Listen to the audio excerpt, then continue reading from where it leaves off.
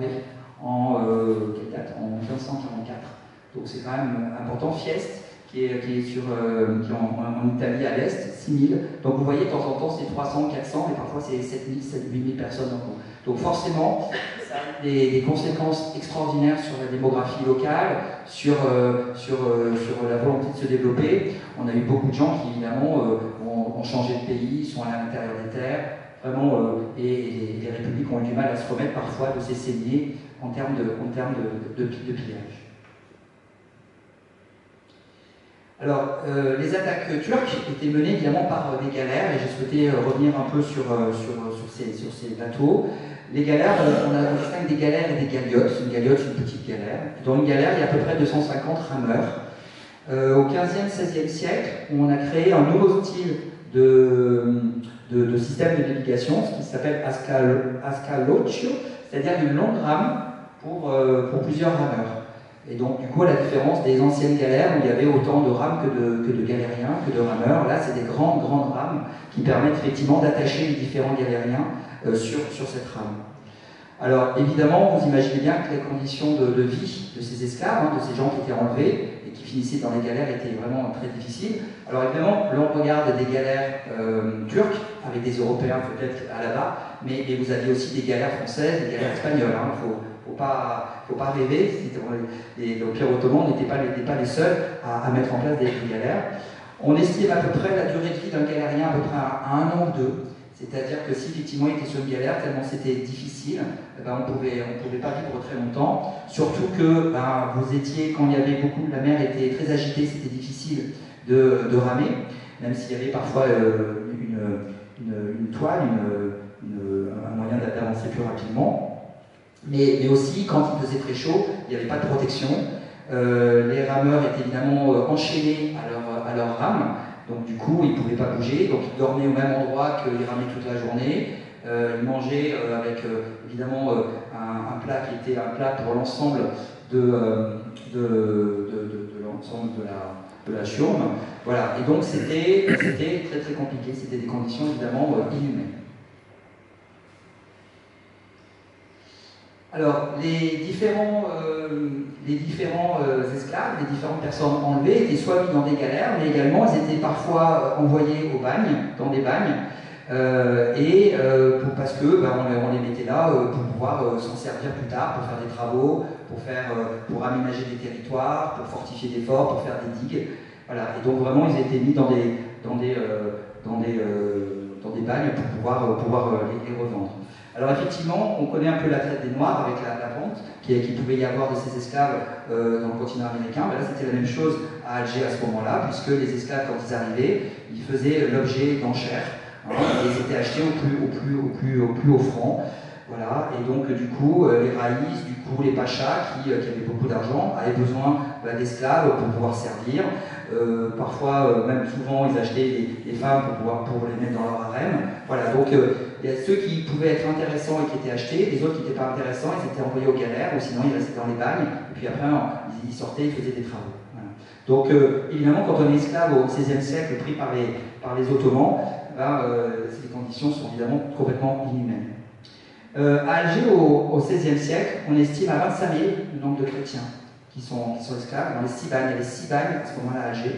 Donc, pour vous dire l'importance stratégique et économique de l'esclavage et des attaques turques par rapport à l'actualité, par rapport à cette époque. Alors, comme je l'indique là, quand les esclaves étaient pris très jeunes, ils arrivaient à se convertir, et comme je l'ai indiqué sur une anecdote dans le livre, et bien évidemment, quand vous êtes enlevé à 4-5 ans, évidemment, vous grandissez dans un environnement musulman, vous en grandissez avec un environnement de guerre, et donc vous allez être complètement enrôlé, endoctriné par cet environnement-là. Et donc, du coup, on retrouve après des personnes comme Hassan Veneziano qui se retournent contre les Européens alors qu'ils sont issus au départ de ce continent. Voilà. Et donc, toutes les personnes qui ont changé comme ça, on va dire, de religion et de camp, on appelle ça des renégats à cette époque. Alors, il y avait évidemment des milliers et des milliers d'esclaves, on l'a vu tout à l'heure, notamment à Alger, mais certains avaient la chance de pouvoir racheter, puisqu'effectivement, au XVe, XVIe siècle, créer des ordres chrétiens pour pouvoir justement racheter des esclaves. Alors ces ordres arrivaient à exister grâce évidemment au don du culte, mais également, on va dire, à des financements de seigneurs, de nobles, qui arrivaient on va dire, à leur donner de l'argent pour pouvoir racheter des captifs. Voilà. En même temps, racheter c'était très cher, puisqu'évidemment, on pensait bien que les esclaves faisaient l'objet de vraiment d'un gros trafic et d'enchères, donc c'était très cher à racheter, et on estime aujourd'hui à peu près à 1 à 2% des personnes qui ont été rachetées. Donc ça veut dire 98% des gens qui sont partis en esclavage ne sont jamais revenus parce que personne ne leur a proposé de les racheter. Évidemment, à l'époque, on n'avait pas de moyens de communication, donc ils partaient, on ne savait pas où, on ne savait pas quand. Donc voilà, il était très rare de revoir venir. Les familles les plus riches avaient les moyens de pouvoir racheter un frère, un père, une sœur, une mère, mais tous les gens qui n'étaient pas riches, c'était fini, c'était un aller simple et pas un aller-retour. Voilà. On estime quand même à 100 000 captifs qu'il faut racheter par les trinitaires, notamment. Vous voyez, les 100 000 captifs sur 1,5 million de captifs, vous voyez le rapport, c'est que vraiment on a très très peu de personnes qui ont survécu à ça. Alors, Hassan Veneziano, qu'on a vu tout à l'heure, qui est vraiment le roi très dur à Alger, décide, sur les conseils de Mamie Corso, et vous voyez son nom là encore, vous interpelle, Mamie Corso. Corso, pourquoi? Parce que lui, il est corse, pareil. C'est un renégat, c'est quelqu'un qui a été enlevé quelques années avant et qui là aussi, lui aussi, s'est fait un petit peu endoctriner. Et donc, qui décide de dire au roi Hassan Veneziano, il faut aller attaquer Sartène. C'est un village qui est riche, c'est un village qui a vraiment beaucoup de belles choses à piller. Et donc, Hassan Veneziano le croit, il lui dit d'accord, on va monter à ce moment-là une expédition pour aller attaquer Sartène. Et fait assez exceptionnel, le roi Hassan Veneziano veut participer lui-même à cette expédition. Généralement, les pachas, les sultans ne participaient pas. Ils envoyaient leurs capitaines, ils envoyaient leurs amiraux, mais lui non. Et là, Hassan Veneziano, tellement nostalgique de l'époque où il était sur les galères et qu'il attaquait comme ça en Méditerranée, il a dit moi je veux participer à cette expédition. Et donc du coup, il lève une armée de 2000 hommes, avec une vingtaine de galères et de galiotes, pour attaquer le village de Sartène en 1583. Voilà, et donc sur les conseils de Mamie Corso, qui connaissait un peu les environs, ils attaquent effectivement la ville. Alors à bord sont rassemblés des janissaires, c'est-à-dire des soldats turcs, voilà, 300 archers, 1500 arquebusiers, des fusils, des lanciers et des marins munis d'échelles et de bouches à feu, c'est-à-dire de canons. Voilà, donc tout l'attirail nécessaire pour attaquer l'enceinte de Sartène et pouvoir piller la ville et éventuellement enlever la population. Voilà, donc ils partent comme ça en mai 1583 et ils mettent à peu près une quinzaine de jours pour traverser la Méditerranée et attaquer Sartène, parce qu'entre-temps, il n'y a pas de vent, donc ils n'arrivent pas trop à avancer, ils se perdent, etc., etc. Tout ça, je l'explique un peu dans mon livre. Et finalement, ils arrivent à Sartène au matin du 26 mai, et ils passent par les collines vraiment au sud de Sartène, je ne sais pas si vous connaissez un peu, là, près de Sénétose, près de Roncapine. Et puis après, ils attaquent par le haut, par Saint-Damien. Et puis là, évidemment, ils commencent à attaquer avec leurs canons, puis avec leur échelle, et puis ils attaquent la ville. Voilà. Alors la ville, à cette époque-là, elle est défendue par des Génois, mais pas beaucoup. Une fois de plus, les Génois, ils étaient très concentrés sur le nord de la Corse, et pas beaucoup sur le sud. Donc il y avait quelques soldats génois, mais pas beaucoup. Et puis surtout, il était hors de question de donner des armes aux Corses pour qu'ils se défendent eux-mêmes. Donc moralité, évidemment, il n'a pas fallu longtemps pour que Sartène tombe et que, évidemment, les Turcs et Hassan Veneziano se serrent. Alors grande surprise, il découvre aucun trésor. Mamie Corso raconte n'importe quoi, il n'y a rien du tout à voler. Donc il dit, comme il n'y a rien à voler, on va voler les habitants. Finalement, la seule richesse, c'est encore les esclaves. Donc du coup, il décide évidemment d'enlever la majeure de la population. Donc quand même, Sartène se défend. Vous voyez, dans le livre, je mets plusieurs pages où on croit qu'à un moment, c'est indécis, qu'ils vont peut-être pouvoir se défendre. Maintenant, à l'arrivée, quand vous avez 2000 hommes contre peut-être une centaine, ça fait pas long feu. Et donc, il y a quand même 36 personnes qui sont tuées et 420 qui sont enlevées. Alors, 420 qui sont enlevés sur une population à peu près, on estime, de 500-550. Donc, on est sur du 3/5e, 4/5e à peu près de la population qui est enlevée. Dans mon livre, j'ai eu la chance de pouvoir trouver la liste des différentes personnes qui ont été enlevées. Donc à la fin, vous avez l'ensemble de la population de Sartène qui indique famille par famille quand on s'est fait enlever ou quand on a pu s'en échapper. Par exemple, le podestat, lui est parti avec toute sa famille, avec ses 4 enfants, femme et enfant. Le prêtre, lui, est arrivé à s'échapper. Les seigneurs ont été pris pour certains, d'autres sont arrivés à s'échapper. Mais en tout cas, cette liste-là rend les choses encore plus présentes. On se dit, mais c'est pas qu'une belle histoire, c'est des faits. hein, et aujourd'hui, les descendants, on va dire, de grandes familles de Sartène se souviennent évidemment de ce fait majeur, qui est une balafre dans la démographie, dans le développement de la ville. Voilà, donc du coup, au petit matin, les Turcs attaquent la ville, et puis à midi à peu près, ils enlèvent toute la population, et ils partent après près de Popréane, où les galères les attendent, ils avaient fait un tour, ils les attendaient, et après, hop, c'est parti pour Alger. On n'a jamais plus revu la population de Sartène, une question peut-être qu'un ou deux étaient rachetés, bon, on n'a pas vraiment de preuves. Bon, voilà, une fois de plus, aller simple pour le bagne, aller simple évidemment pour les chiens. Alors évidemment, ça c'est un fait majeur pour la ville, mais c'est un fait majeur aussi pour les Génois. Parce que là, ils se rendent compte qu'autant ils ont à peu près bien défendu le nord, on l'a vu tout à l'heure par Bastia, Cap-Corse, autant pour le sud, pas du tout défendu. Et là, les autorités génoises se disent, bon, on peut continuer comme ça. Si on veut vraiment, on va dire, avoir l'adhésion des Corses, il faut vraiment qu'on puisse quand même mettre le paquet pour les défendre. Et donc, on commence à ce moment-là la construction de tours sur la partie ouest de la Corse et sud de la Corse. Voilà. Et notamment à Campo Moro, qui est une tour qui est assez connue parce qu'elle se visite, parce qu'on peut rentrer à l'intérieur, parce que vous pouvez monter notamment sur la terrasse, qui a été construite justement 3 ans après.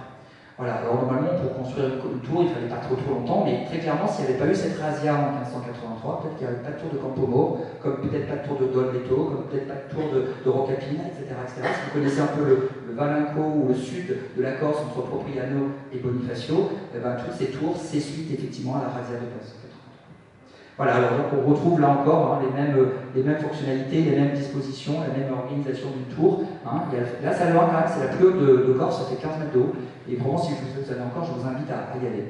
Et surtout, ce qui est intéressant, c'est que justement, à l'intérieur de cette tour, il y a quelques panneaux qui retracent cette attaque, parce qu'évidemment, cette tour a été construite suite à l'attaque. Voilà, donc c'est vraiment la seule exposition qui retrace l'attaque de Sartène. Alors, vous avez compris que j'ai souhaité effectivement revenir sur ce fait majeur, parce que je suis un peu d'origine corse, vous l'avez compris, mais deux, parce que en fait, je voulais réparer une erreur. Il n'existait pas de roman sur ce fait majeur corse, et donc je souhaitais réparer cette erreur. Je trouve que c'était un élément important, malheureux, triste, terrible, on est d'accord, mais en même temps, l'histoire, elle est faite de tout, et donc j'ai souhaité revenir dessus. Donc, avec des archives, avec des recherches sur Internet, j'ai pu essayer de retrouver à peu près tous les détails, et donc le livre retrace, on va dire, presque minute par minute ce qui s'est passé là-bas. Et donc l'essentiel sont des faits réels. Alors évidemment, moi j'aime beaucoup les romans, parce que je trouve que ça rend accessible l'histoire. J'ai l'habitude de dire, quand effectivement vous avez parfois un pavé de 600 pages, très technique, fait par des historiens, c'est intéressant, c'est très technique, c'est très poussé, et c'est très juste, mais c'est pas forcément très accessible, et aujourd'hui, dans une ère où on aime bien lire des choses assez rapidement, qu'on intègre, qu'on arrive à comprendre, le roman permet ce genre de choses. Donc c'est pour ça que ma option, c'est de dire de partie d'une histoire vraie, d'en faire un roman historique. Dans ce roman, j'ai souhaité volontairement prendre un parti. Il n'y a pas des gentils et des méchants, c'est trop facile. D'ailleurs, aujourd'hui, on le voit, dans le monde actuel qui nous occupe, c'est trop simple. Et donc, dans les 3 camps, dans les Turcs, chez les Génois et chez les Corses, vous avez des gentils et vous avez des crapules. Pourquoi? Parce qu'il y a des Génois qui ont profité de la situation, parce qu'il y a des Génois qui ont peur, parce qu'il y a des Génois qui sont des traîtres. Et en même temps, eux aussi, chez les Turcs, je crée un personnage qui est un personnage humaniste, un personnage qui est bon, un personnage qui veut la paix, universelle. Et voilà, et chez les Corses aussi. Voilà, et donc j'ai souhaité effectivement prendre le contre-pied de catégories un peu trop faciles. Et évidemment, comme je l'ai indiqué tout à l'heure, vous avez dans le livre la liste des disparus, des jeux qui sont partis, donc ça rend encore plus humain, je trouve, cette histoire. Les personnages du livre, justement, ils sont là. Vous avez à gauche les personnages qui sont effectivement partis d'Alger, ou qui ont vécu à Alger. Vous avez en gras toutes les personnes qui ont effectivement réellement vécu. Bonjour. 10 minutes? Ce sera bon, super. 10 minutes. Donc effectivement, en gras, vous avez toutes les personnes qui ont réellement existé, notamment le roi San Veneziano, Mamie Corso qu'on a vu tout à l'heure, qui est évidemment le traître et qui a conseillé le roi, le père Bionneau, qui était effectivement un père qui était vice-consul français à Alger. Les Algériens ont quand même accepté qu'il y ait un vice-consul français là-bas. Pourquoi? Parce qu'à l'époque, il y avait un lien entre le royaume de France et l'Empire ottoman, et donc voilà, le sultan de Constantinople a accepté qu'il y ait un vice-consul français à Alger. Voilà, les autres sont des personnages inventés pour justement rendre encore un peu plus romanesque l'histoire. Et puis à droite, vous avez le Podesta, qui est le héros principal du livre. Je vous invite à le lire, vous verrez, on arrive à se mettre dans sa peau, et puis vous avez toutes les personnes, à la fois corses et génois, qui ont vécu à ce moment-là. Ce qui est intéressant peut-être dans le livre, c'est son parallèle entre les enjeux de l'époque et les enjeux d'aujourd'hui. Et en fait, quand je l'ai écrit, je n'ai pas vraiment réalisé ça, mais quand effectivement le livre est sorti l'été dernier, les premières personnes qui ont lu le livre m'ont dit mais c'est incroyable, on a l'impression en fait qu'on n'a rien appris par rapport au XVIe siècle. Vous avez effectivement au XVIe siècle déjà des sujets autour du pouvoir, autour des guerres de religion, des jeux d'alliance, l'argent. Le pouvoir d'abord. Vous avez évidemment une guerre franco-espagnole, clairement le royaume de France vraiment, est vraiment en guerre contre Charles Quint et contre le royaume d'Espagne. Voilà. En même temps, le royaume de France est donc allié avec l'Empire ottoman. Vous savez que la flotte ottomane a séjourné à Toulon pendant des semaines et des semaines, parce qu'elle était bienvenue, elle était accueillie pour pouvoir attaquer Barcelone. Voilà, donc il y avait un vrai lien entre la France et l'Empire ottoman. Vous aviez aussi évidemment des satellites de républiques italiennes, Pise, Gênes, Venise, etc., royaume de Naples. Vous avez évidemment le sujet des religions, qui à l'époque est prégnante, forcément, on le retrouve dans le livre.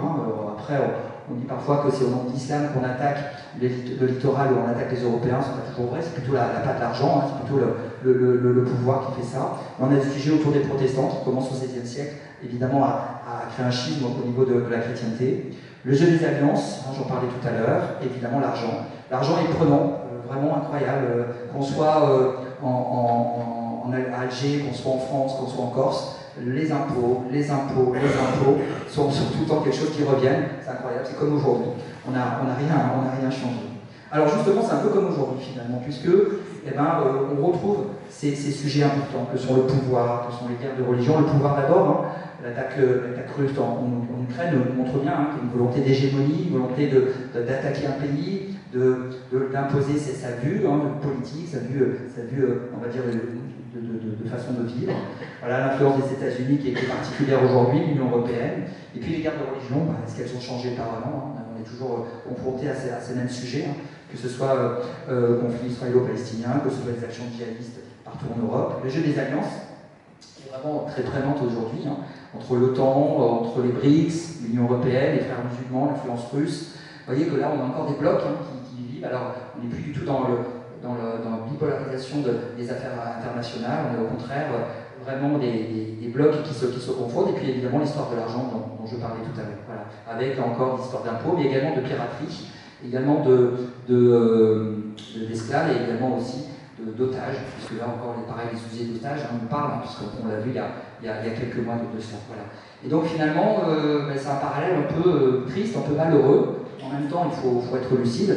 Des faits majeurs du XVIe siècle se retrouvent encore aujourd'hui. Voilà, j'en ai fini ma présentation. Je crois qu'on a encore quelques minutes d'après les indications des 10 minutes qu'on m'a données. Je ne sais pas si vous avez des questions particulières sur l'histoire ou sur le livre en particulier. Moi, je voudrais demander. Oui, avec plaisir. Je voudrais te demander quelle est la résonance de ces histoires chez les habitants de Sartène actuellement. Est-ce qu'il y a une mémoire de cette période très difficile ou bien Oui, c'est une bonne question. Je répète la question peut-être pour tous ceux qui n'ont pas entendu. Quelle est effectivement aujourd'hui la résonance de cette histoire, de ce fait majeur chez les Sartenais, en Corse? Elle est sincère. Aujourd'hui, il y a une plaque en dessous de la mairie qui rappelle ce fait majeur. Il y a une plaque qui est faite, voilà. Il y a évidemment cette exposition permanente à la tour de Campomo.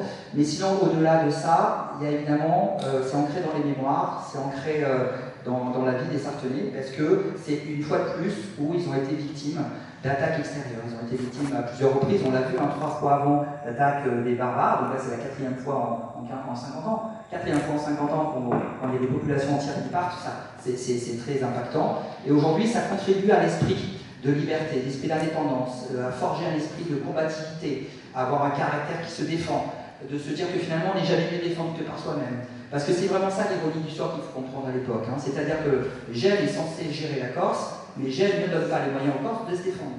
Donc c'est terrible, parce que si vous êtes à ce moment-là, on va dire si vous avez le pouvoir, faites quelque chose pour effectivement nous défendre dans ces cas-là.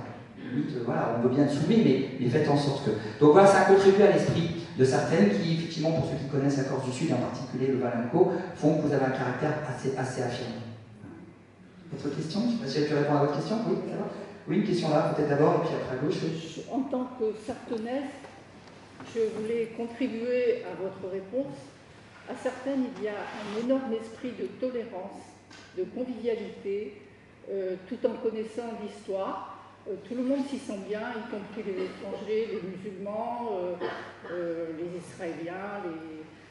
Il y a cet esprit-là qui continue et qui est un peu travaillé. Dans mon village, qui est à côté de Sartène, dans un village sarthenais, en haut d'une maison, il y a à la fois la croix et le croissant qui sont là depuis cette époque. Et ça reste là. Voilà. Merci pour votre témoignage. Je crois qu'il y avait une question également, sans oui, avec plaisir. Vous avez retrouvé aucune trace de tous les personnages, toutes les personnes qui ont été enlevées à Sartène. Après, on ne sait pas, est-ce que les galères ont coulé? Est-ce qu'ils sont vraiment arrivés là-bas? Ils sont arrivés là-bas. On a un texte du Podestat qui effectivement explique qu'il s'est fait enlever. Donc une lettre qu'il a envoyée ensuite au capitaine, au gouverneur génois, qui explique qu'il est bien arrivé là-bas et qui en plus, lui, retrace toutes les personnes qui se sont fait enlever. Donc les galères sont bien retournées à Alger. Les femmes ont fait l'objet d'enchères pour aller dans les harems, les plus jeunes ont fait l'objet de serviteurs dans les palais, mais ils sont là. Donc on a la liste par le Podestat, notamment, de toutes les personnes qui sont fait enlever. Ce qui rend les choses encore plus cruelles, c'est vraiment prenant. Une autre question avant que nous libérions cette belle salle. Oui, à gauche, pardon. Ah pardon, je vous avais pas vu. Oui, avec plaisir. Et qu'est-ce qui vous a vraiment poussé à faire tes recherches sur ce sujet? Est-ce que plus jeune, vous connaissiez déjà cette histoire? Alors oui, je connaissais cette histoire et je la connaissais parce que quand on habite un peu à Sartène, j'ai une maison notamment là-bas, on la connaît forcément parce qu'on est habité par cette histoire-là. Ce qui m'a poussé, c'est ma volonté de pouvoir communiquer vers les gens de l'extérieur, les gens de Corse qui sont du Nord, ou même, comme on dit en Corse, des continentaux, donc ceux qui sont en France, pour faire connaître cette histoire-là. Moi, j'étais sidéré de voir qu'il n'y avait pas de roman, qu'il n'y avait pas de livre sur ce fait majeur. Voilà, faire un livre sur une histoire après un Maupassant, un Balzac ou un Hugo, pardon, je n'ai pas les compétences et je ne veux pas arriver derrière une personne de ce type-là. Et donc là, c'était plutôt retracer, faire découvrir cette histoire majeure. Voilà. C'était une fois de plus, réparer une erreur. Est-ce que d'autres localités de Corse ont fait l'objet de mêmes exactions? De Corse, des actions? Oui, de même type d'exactions sur d'autres.